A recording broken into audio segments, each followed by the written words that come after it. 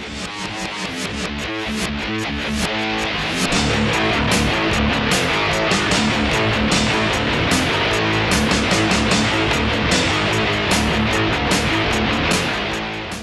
to Suburban Death Metal Dad Recommends, episode 22, where I'm going to be talking about Metallica.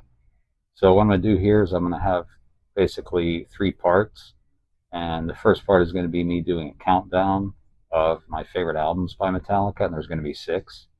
And I'm not even going to talk about the albums that I don't like. And the second part, I'm going to talk about the cover songs that Metallica has done and the ones that I like. And then the third part is going to be me showing things from my collection that I want to highlight.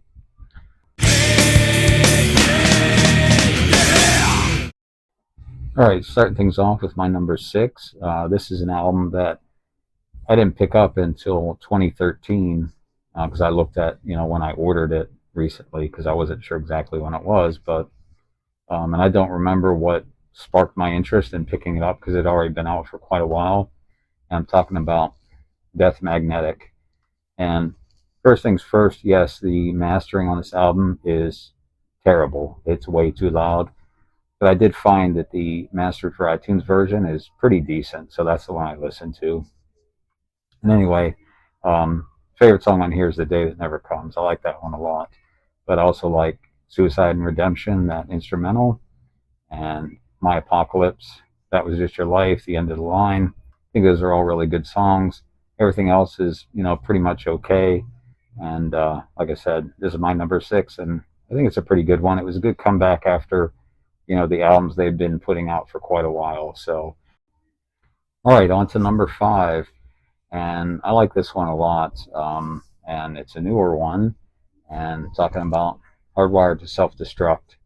And the production mastering on this one is much better than Death Magnetic. And I think a lot of the songs on here, this is a 2 CD album. I got the 3 CD version here with extra tracks. And actually what, kicked it off for me on this one, I would say, is they released the single for Lords of Summer, the First Pass version, they called it. And I really dig that song. So that got me pretty excited for the album. And then I think next up was they released the video for Hardwired. And also, I think that song was really killer. And additionally, songs like Spit Out the Bone, I think that's one of their best songs from the 2000s.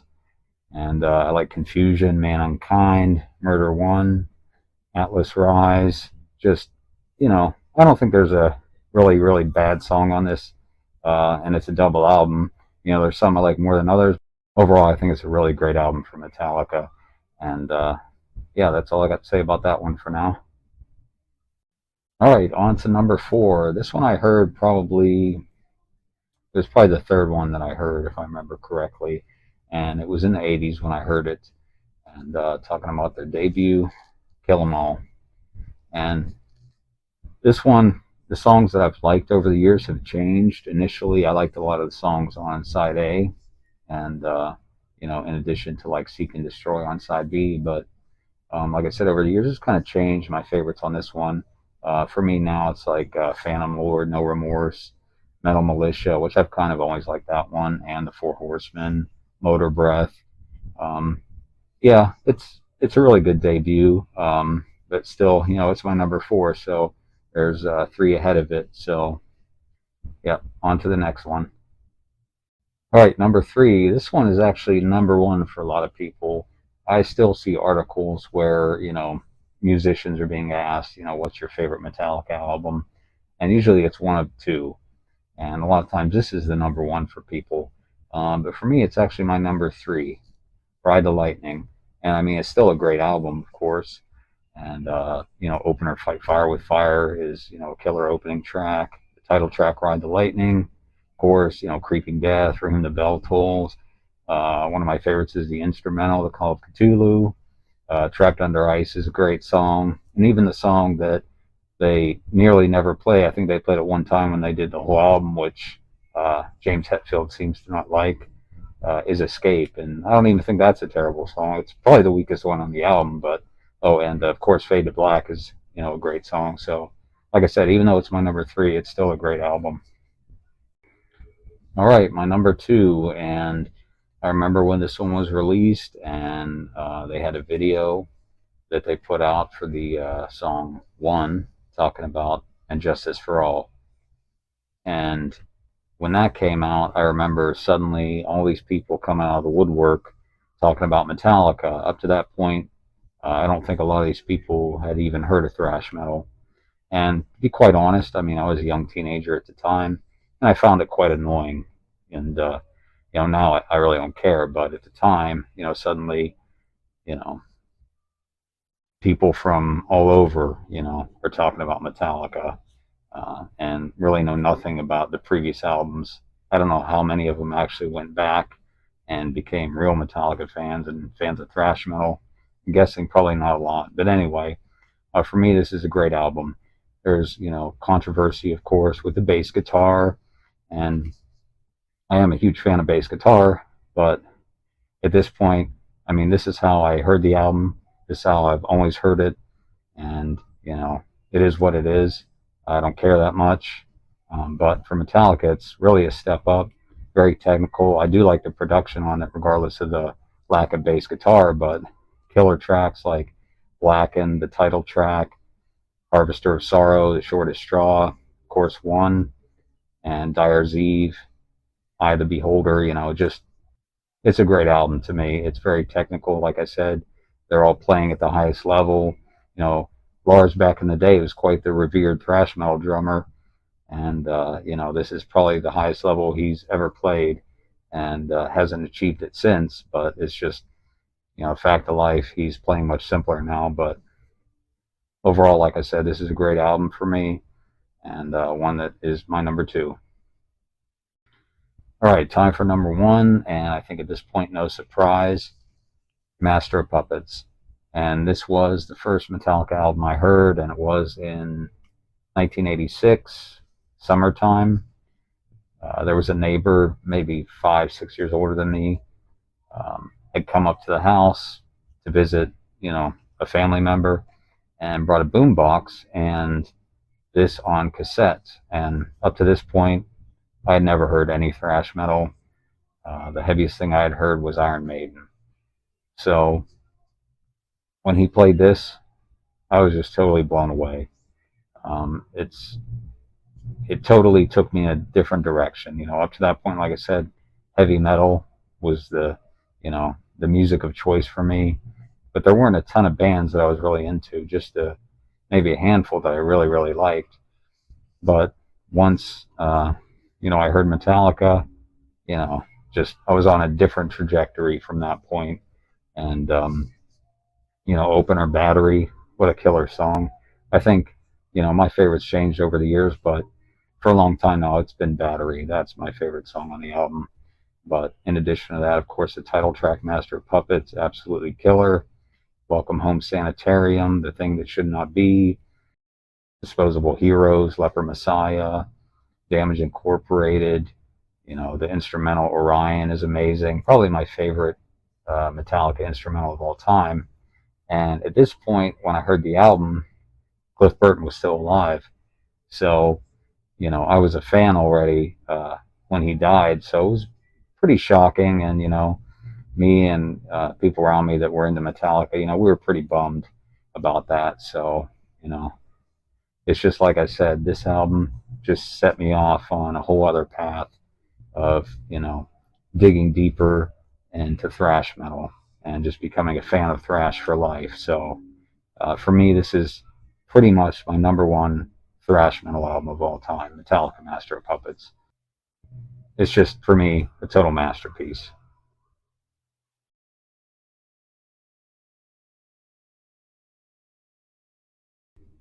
So Metallica is very well known for covering songs from other bands, and this is going back to the early days. I remember I'd picked up a cassette called Creeping Death that had that song on side A, and then on side B, known as Garage Days Revisited, were the songs Am I Evil and Blitzkrieg, and I like those a lot, especially Blitzkrieg.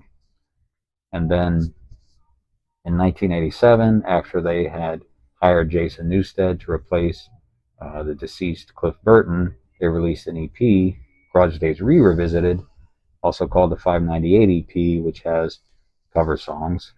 and they're all really good. My favorites being Helpless, Crash Course in Brain Surgery, and Last Caress, Green Hell, and probably The Wait too. I like that one a lot.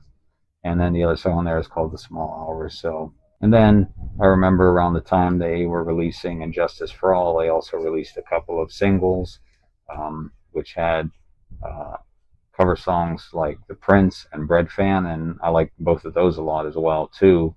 Then in 1998, the band released a double CD called Garage Incorporated, which included all those cover songs I'd mentioned, in addition to some other ones that had been recorded previously, as well as a full disc of new cover songs.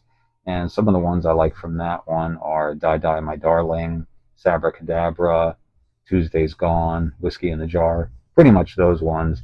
There's some, some on there I don't really care for. I mean, the Merciful Fate one's pretty cool. I was really happy to have the second disc with all the other cover songs they'd already released before, because I up to that point I did not own the 598 EP or Garage Days Revisited on CD, so it was cool to have all those songs together on one CD. One that I picked up recently that has cover songs on it, and I got this in Japan, is the single for Saint Anger, and I did not get it for that song, but there's 4 Ramones songs on here, and Commando, Today Your Love, Tomorrow the World, I Want to Sniff Some Glue, and We're a Happy Family. And I am a Ramones fan, and so I was definitely happy to pick this up, and it's a very cool release, especially if you're a fan of Ramones. All right, last up for cover songs, the Hardwired Self-Destruct 3 CD version.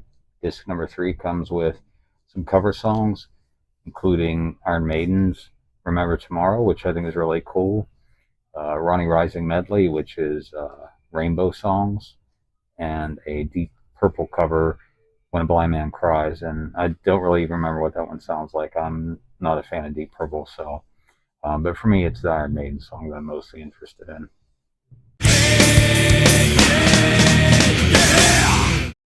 All right, next I want to highlight some things from my collection. And since I was just talking about cover songs, I'll start with, I have here on cassette the 598 EP, which is the original I got in 1987.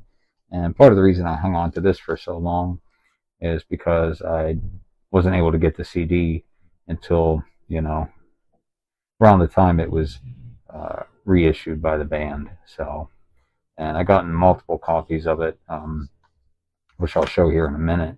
But anyway, initially they released it on CD, Digipack, but with this long box. So I definitely was happy to have this, not only because I'm a big fan of this release, but also when I was originally buying CDs back in the early 90s, it was common to get these long boxes, which you don't see anymore. So I also have a couple other versions of the 590 EP, including this one from Japan, which I showed earlier. It comes in a jewel case, unlike the Digipack version that the band released. So happy to have it on jewel case because I always prefer those over Digipacks. And it comes with a little booklet here. All right, I do have several other releases from Japan, including Master of Puppets, which here you can see on the back with the Japanese writing. And that also came with a booklet.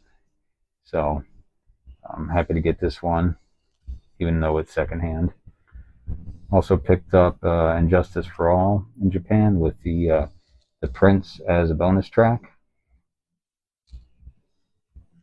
Even though I'm not a huge fan of this album, I do like a few songs. I did pick up secondhand in Japan as well. The Black Album, it's got the song So What as a bonus track. I'm not even going to try to pronounce this, but this is a live recording from 2003 from Paris, France. And it sounds pretty good, and it's got a good track listing on it.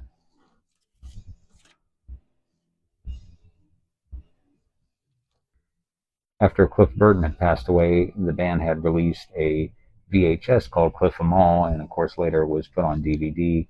And here I have the jewel case version of the DVD. So if you're a fan of the early era and Cliff Burton, it's definitely something to check out.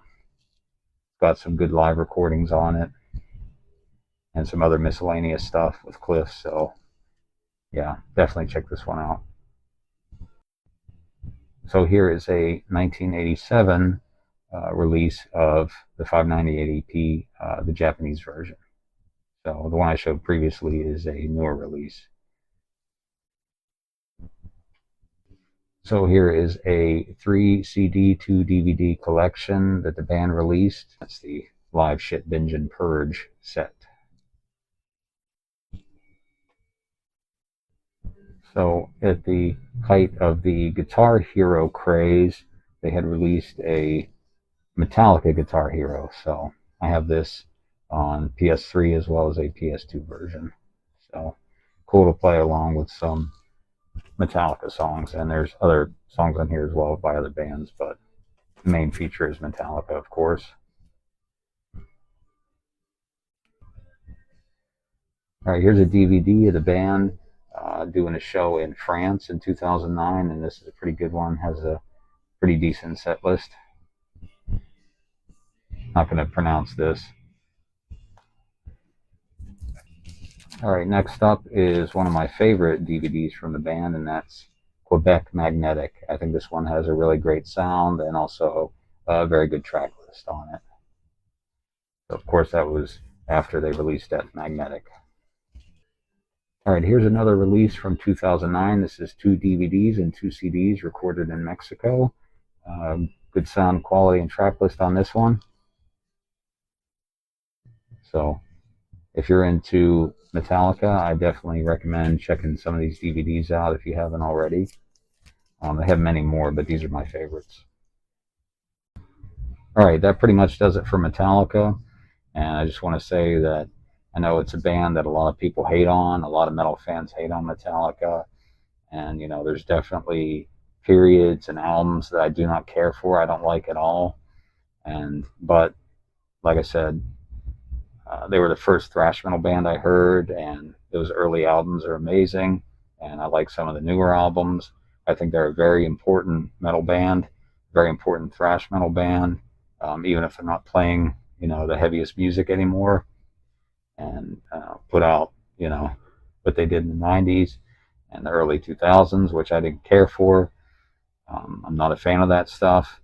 But like I said, there's enough Metallica that I do like that I consider them still, like I said, an important band for me. So, all right, thanks for watching, and I'll see you in the next.